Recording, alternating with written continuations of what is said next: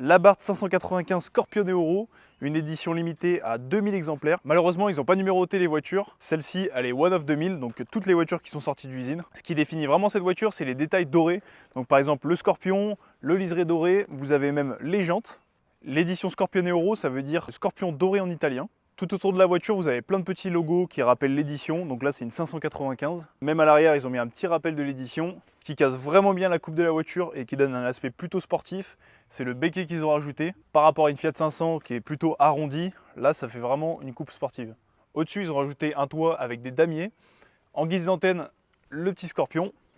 On peut dire qu'ils avaient vraiment le sens du détail. Par exemple, avec le stickers Abarth ici. Ce qui est vraiment réussi dans la voiture, c'est qu'ils ont mis des sièges baquets avec le nom de l'édition qui est brodé ainsi que le drapeau italien. Vous avez dans les sièges des petits motifs de scorpions, comme si c'était toutes les pattes des scorpions là qui se mélangeaient dans le siège. Au niveau de l'intérieur, ils ont mis des petites plaquettes dorées, ça veut dire l'atelier Abarth, officine Abarth.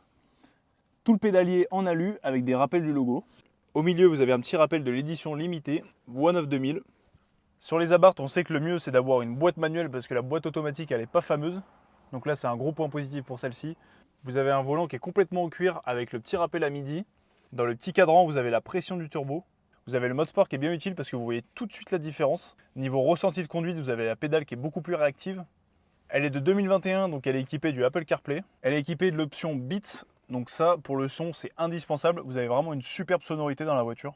Bon, je sais pas pourquoi, ils nous ont mis des plastiques comme dans la Fiat 500 avec le petit rappel du logo. Ils n'ont pas voulu s'embêter là-dessus. Après, en termes de finition générale, ça reste une superbe voiture. C'est vraiment des voitures que je trouve qui sont sous-cotées et beaucoup critiquées. Mais niveau poids-puissance, c'est environ 1 tonne 1 pour 165 chevaux.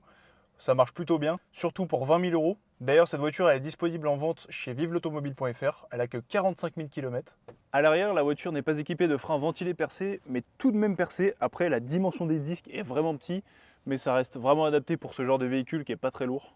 À l'avant, ils n'ont pas fait les choses à moitié. Vous avez des freins qui sont ventilés et percés. Le propriétaire a mis des Hankook Ventus qui sont vraiment des super pneus.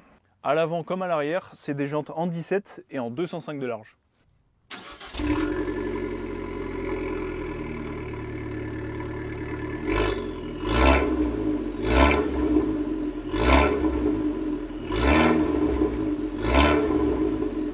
Et maintenant, partons pour un petit essai routier. Même à l'intérieur, vous entendez vraiment bien la sonorité de la voiture et c'est assez agréable si je fais une petite accélération.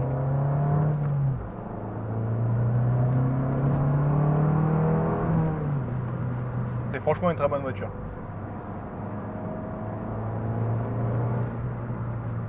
C'est une voiture qui se veut aussi très confortable parce que quand vous la roulez à bas régime sur des routes comme ça, c'est pas très bruyant. Merci d'avoir regardé cette vidéo. N'hésitez pas à vous abonner et liker la vidéo. Je vous mets le lien en description de l'annonce de cette voiture. N'hésitez pas à me dire ce que vous avez pensé de cette présentation et on se retrouve pour une prochaine vidéo.